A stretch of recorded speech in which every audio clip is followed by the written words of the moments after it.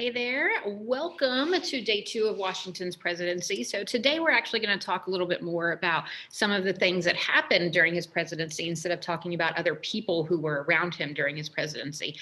So today is Unit 3, Lesson 4. We are going to go through a page in your interactive notebook. So make sure you've got that opened up already and ready to go. And then you have a Whiskey Rebellion assignment to complete that is a short ed puzzle for you to do once we are done with that. So this is the interactive notebook page that you're going to want to open up and have ready to go. Remember, it is required. This is a quiz grade. Make sure you're getting your stuff done. Let's go ahead and get into the notes and talk about our stuff. So we're focusing today for the notes portion of this on some treaties that were created during Washington's time as presidency. You got to remember that we have to be able to interact with other people as a country now.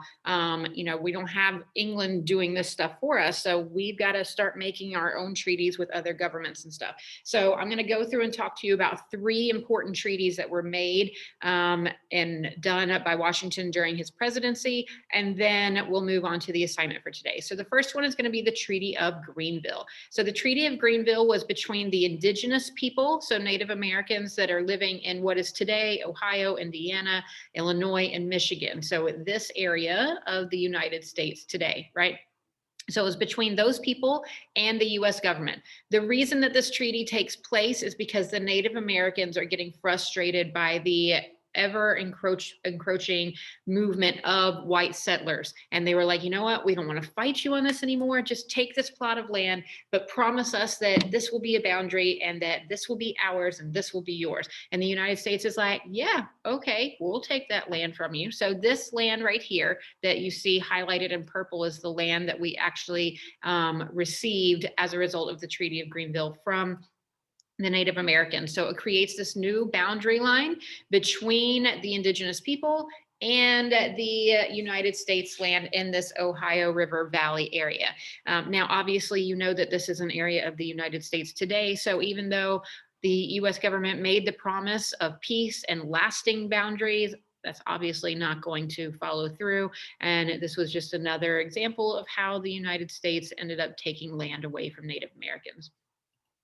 Their next treaty is going to be between the United States and Great Britain. So here's the deal. When we broke up and got our independence from Great Britain, you got to kind of think of it like a divorce. Like they still had to like interact with each other as countries. You've still got to be able to trade and do things with each other, but it's not necessarily going to always be in the best terms, or each side is not always going to treat each other in the best way, right? So the reason that this treaty actually happens, let me move my head out of the way, is that the United States government was upset because the English military had decided to put some military posts across the northern border. Remember, England still has Canada and the area that is Canada today. So they start putting military posts along America's northern border and the western border. And then Britain also violated a neutrality agreement that was put into place in 1794 because the Royal Navy started seizing some American ships that were in the West Indies, citing that they had the right to do it because they were in the midst of a war with France at the time and like we were in the way. But the thing is that we had said, we're going to be neutral. We're not going to be involved in this war or any issues between England and France. And because we were supposed to be neutral, Britain wasn't supposed to touch us. France wasn't supposed to touch us. We were neutral and not playing a role. So the fact that they seized our ships made us really, really angry. So in the end, we create this treaty with England as a result of what happened. And the following things are the key components of that treaty. Number one, Britain had to evacuate the Northwest Territory by June 1st of 1796. So in the areas where they had kind of come in, we were like, no, you need to get out. This is our territory. You go back to Canada, get out. They had to do that to compensate for its attack against American shipping. They had to end discrimination against American commerce. It was kind of like they had consistently said, like, we don't want to trade with you. We don't want to trade with you. And it was hurting the American economy. And so it was just basically, like I said, like the petty kinds of things that happen between people when they get divorced. That's the kind of thing that we're talking about here. And then they also had to grant the United States trading privileges in England and in the British East Indies, so open up our trade with them.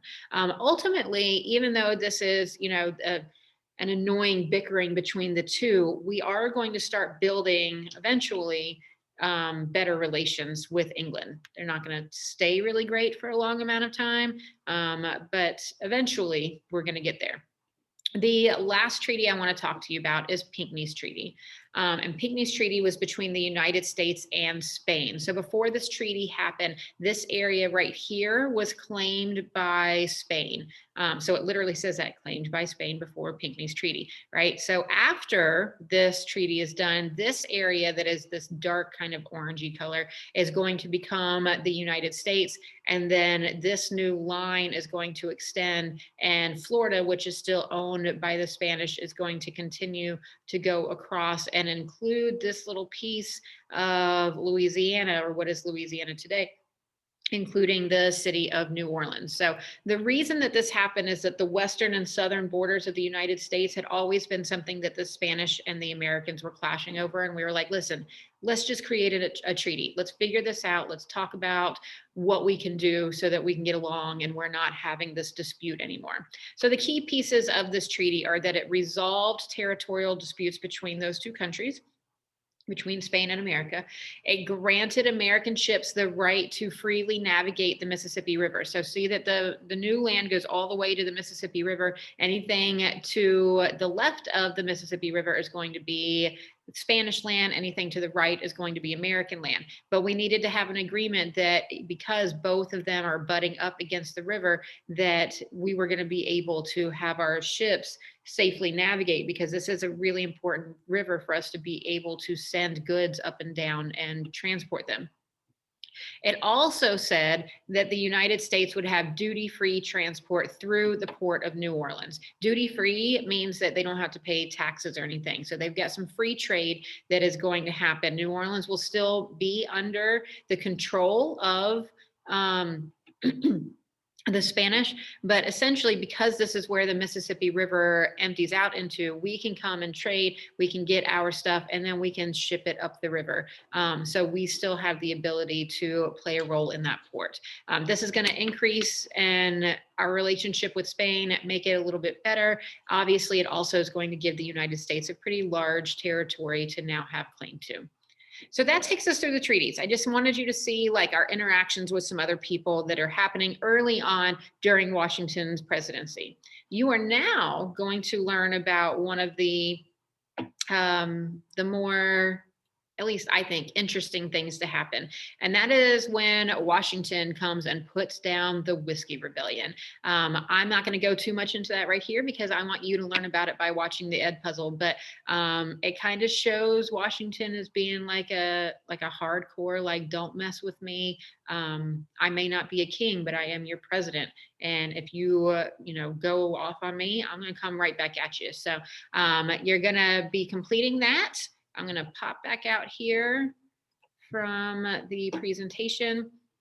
And you can see if you scroll down underneath your link to your interactive notebook, you're going to see the Whiskey Rebellion Ed Puzzle. It really is a very short Ed Puzzle. As always, if you need it to be reset, all you got to do is let me know and I will get it reset for you. But if I click on play here, you can see it's 2 minutes and 55 seconds long. I think y'all can handle a 3-minute video where they talk about George Washington.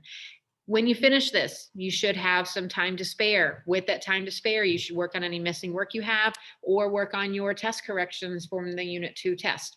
As always, let me know if you need anything. I am here to help you, and I will see you guys tomorrow. Bye, y'all.